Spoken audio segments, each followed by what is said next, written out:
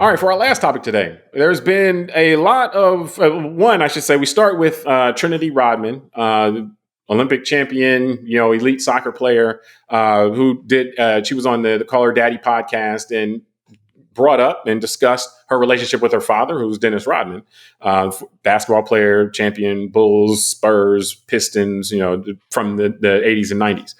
And she basically talked about how she didn't have a relationship with him and growing up, or the negative feeling she had towards that, and he wasn't around and so forth. But then also how, like, once she made it big, he tried to kind of at least make himself seem like a good father to the public or do things like that. But that also caused harm and hurt for her. And then after that, he came out with kind of a weird kind of a like, oh, I'm sorry, I wasn't the dad you needed me to or wanted me to be, and I'll keep trying. It was kind of it was very condescending in my view, but I mean, people could check it out. We'll have it in the show notes. And then she's come out after that and like, oh, after seeing that, I'm done, kind of like, because it was kind of like, oh, I'm sorry, I wasn't who you wanted me to be. But the things she was saying initially weren't about him trying and failing. It was more so about him not trying and not being there. So we're both fathers, like you have your family, I have my family, and you've been doing it a little longer than I have. So, I definitely would be interested in your insight on this. But just as a father, like seeing stuff like this from an adult child, somebody's child, and, who's an adult now, and how the experiences or lack thereof, the attention or lack thereof that they had growing up, how that carries with them and how that affects them still. Like, what about what in this, kind of either stood out to you or something that was kind of that you've incorporated in your life, or like, I guess either learned from or tried to make sure that you don't fall into, and it's, you can go to your life experience or whatever, just kind of what was your reaction to this? Like you said, his response is what gave me my reaction, which was just sad, man. And the reality of being sad is because in the end, we can all kind of smile and laugh because it's Dennis Rodman and he's been a character in our... Crazy is kind of his brand, Yeah, like our greater culture of the last 30, 35 years that he's, was a famous NBA player and all that. But what I'm saying is sad is, he has a right to behave however he has wanted to behave his whole life. But the reality is, the sad part is you see that, like, when all these kind of stories, in the end, the kids are the victims. And it is true that, our kids are affected by how we all behave as parents. And I think, maybe it does not a profound statement for me to say that people, it seems like common sense. But in looking back on Dennis Rodman's career and what I've seen from him on the outside, I mean, I don't know him personally, but having been a, basketball fan all my life and watching the Bulls, from the 80s on, and being a big fan of the teams that he was on, even from the Bad Boys and Pistons, we know that Dennis Rodman was a character.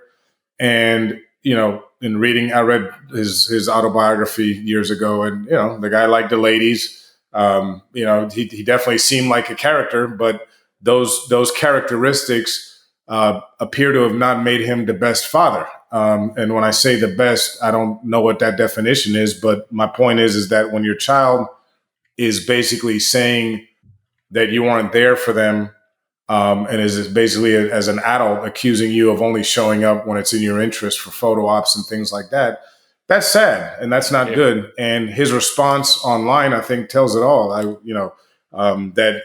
He's sorry he wasn't the father that she wanted him to be. That's like putting it on your own kid, that it's their fault that they're unhappy with the way you're a parent. So, or that you tried your best, or it was really weird. Just kind of, yeah. And let me just finish with this, and then I hand it over to you. To me, this is the whole issue why I'm not on social media, why I don't like social media. And this isn't social media's fault. This is his fault as a father. Why are you even having this conversation in public? It's your daughter, man. Pick up the phone or go get in a plane and go fly. With her complaints, her complaint that when she has her first game in the women's soccer professional league, he shows up. She doesn't even know he's coming. Like, she hadn't seen him in months. He shows up, makes it all about him, and then like, oh, I'm going to get a photo op and everything. Like, I'm such a, like presenting that he's such a great father. And even in his response here, it's like trying to present that he's such an invested and he cares and all that kind of stuff. When it's like, her whole complaint the whole time is that you never cared unless it was convenient to you.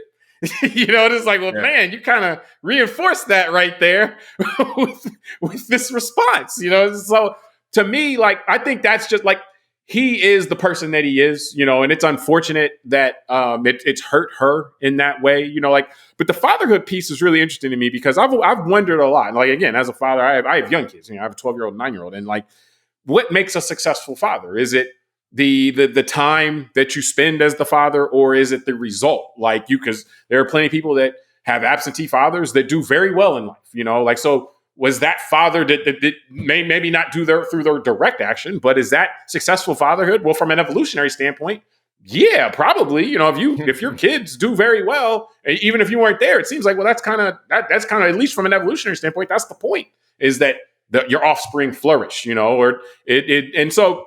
Or, is it spending the time, being there, having those fulfilling relationships, developing emotionally resilient, like trying to really invest your time and your energy there, and which history has shown that can work out well, or that can not work out well. There's a randomness to raising children that, is something that a lot of people try not to think about, when it comes to these things. There's a randomness to life. You can make all the right decisions, something great happen, or make all the right decisions, something bad happen, or and vice versa. So, like, I've kind of looked at it, from a standpoint, and not even from a judgmental standpoint. Like, I know for me, I'm going to be the type of person that I want to be, that I find to be important, which is I want to be a father that's invested in my kids, and they know I'm invested in them. I'm giving the time. But I look at it also like that's one approach. That's kind of like the cultivating approach to fatherhood. And like, so you have a couple of kids, and you're trying to give both of them. You have two kids. You're trying to make both of them, give them all the tools they need to become the best that they can be. That's one approach. The other approach, not cultivating, is kind of like just the Johnny Appleseed kind of approach, where it's just kind of like, hey, let me spread it out. Let me have a bunch of kids. If I have 10 kids, then maybe I'll have 2 successful ones, and I'll just spread them wide, and so to speak. And again, that's not for me, but it seems like that there are plenty of people that do that kind of approach. And I mean, again, I'm not going to be the one to say, because again, evolutionary standpoint, maybe that's superior to my approach, but it's just not, that wouldn't be what I'd want to do. And so Rodman clearly wasn't the kind of guy who wanted to, invest in and felt it important, and with his time at least, to invest in his kids. But his daughter's very successful. Like, we hear about these stories a lot of times with people who didn't become successful. Like, we're hearing about a story now with somebody who's immensely successful at a very young age, and it's like, wow, but they still carry around this pain, and they showed us this pain right now, which, like you said, it is sad to see her pain in that sense, and and so forth. Yeah. No, I mean, look, there's, like you said, there's different ways of being a father, a mother, all this. But yeah, I think that really, the for me anyway, because you're right, a lot of this is cultural. I mean, I remember in the book *Sapiens*, we read about one of these cultures in South America, one of these indigenous tribes, where the culture of that group was the man never really knew, or sorry, no one really knew who the father was of the child, because when a woman was pregnant, the men would just keep having sex with her, because this was an indigenous tribe in the middle of the Amazon forest. Which was a more commune type of culture. Yeah, they didn't understand DNA and sperm and eggs and all that. So they just assumed that the more men that basically finished off in her, the more kind of input there was into this baby. And so but also, the whole tribe raised the kids. That was a big part. They said that got a lot of guys invested in. Correct. Like a lot of. Yeah. And so it's just interesting. So that's their culture. That's not our culture, right? Our culture is generally a man and a woman get married, and then they raise children on their own together. And even if they get divorced in our modern world, like you said, there's some dads that are absentee, but still, they might not live with the kid, but they still are able to nurture and be a presence in the child's life. And so I think under our cultural construct, Dennis Rodman has failed as a father, and that sounds terrible, but that's what I would say. When the children are the ones saying certain things, like I remember, I think, just in the recent years publicly, I remember Rudy Giuliani's kids came out and said some negative things about him in recent years. And I just thought, well, that's terrible. Like, you wouldn't want to be in your late 70s, 80s, and your kids out there saying these bad things. I know that there's been discussion about men like Elon Musk and Nick Cannon. I think both of them have around 10 or 12 kids each. Yeah, from 7 or 8 different women. Not too long ago, or maybe a year or two. And that's what I mean. So, I mean, I don't know what all that means, Well, but and I that's just a think little that different though, also because from what I recall about that one, they were actually still trying to be a part of these kids' lives to some degree, not like completely, yeah. like and then it was like, oh, but they got money and they can provide for this and that, and and that there's a lot. Basically, there's a lot Yeah, of there's a lot different that goes ways into people it. do this kind of stuff.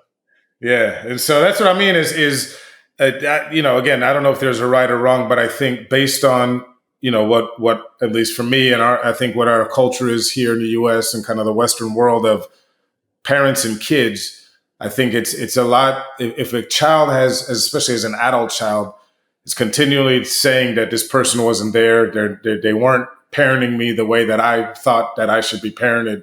I think that means a lot, and unfortunately for Dennis Rodman, And expressing kind of pain because of that. It's not just they're yeah, saying that kind of in the abstract, but they're still processing that and still dealing with the pain yeah. of it. I would say this: is looking at who Dennis Rodman was through his life publicly is not a surprise. Let's put it Yeah. that way. And Well, it's sad. That's what I mean. It's just sad.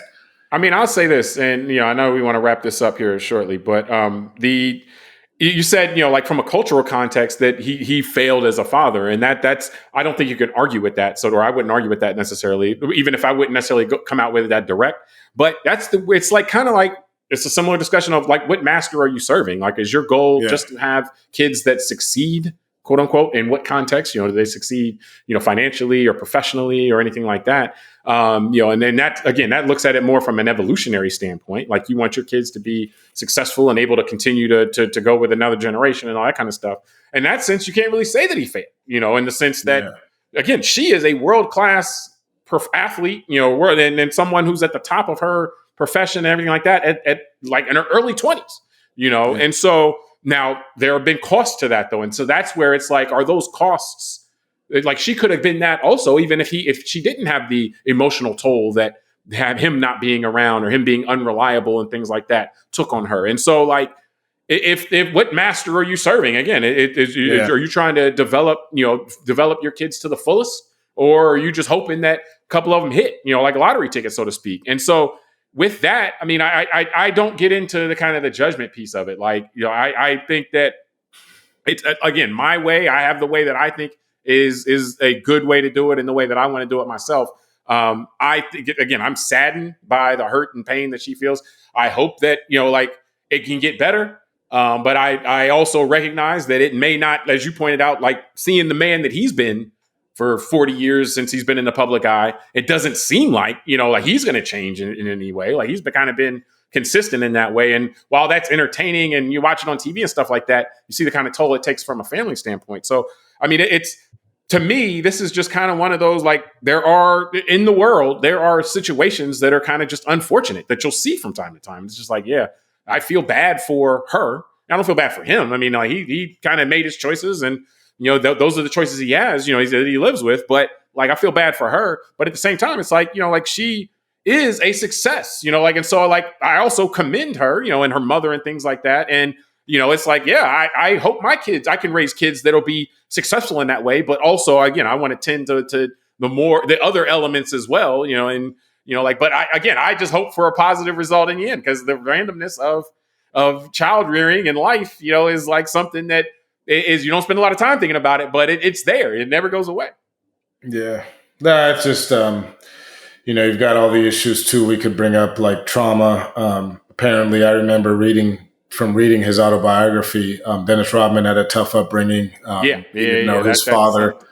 He grew up in real tough conditions outside of Dallas and all in Texas, and really poor. So I'm sure some of that affected his own mental state in approaching parenthood. Yep. Who knows if he was scared to be a parent, all that stuff. So you kind of get and into also those priorities and expectations. What he prioritized, what his expectations were. I mean, because he might look at it like, hey, like I had this tough upbringing, it made me stronger. So he may think that stuff is going to help. Or at least he may get himself with that. No, and I think, look, from what we saw of him, like he was a substance abuser.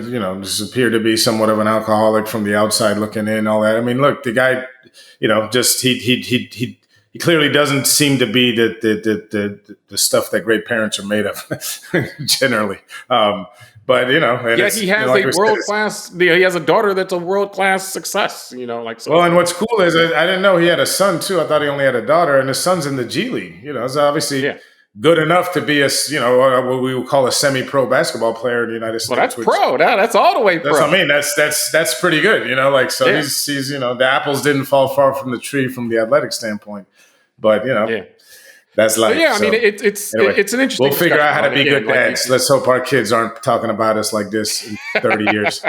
But that's one thing. One of those things. You do your best. That'll be the measure. And that's kind of. Like at least from my standpoint, with most things, you do your best, and then you just hope for good fortune and so forth. So, but I think we can wrap this topic from there. We appreciate everybody for joining us on this episode of Call Like I See It. Subscribe to the podcast, rate it, review it, tell us what you think, send it to a friend. Until next time, I'm James Keys. I'm Tunde Ogunlana. All right, check out we had earlier parts of the show as well, and we'll talk to you soon.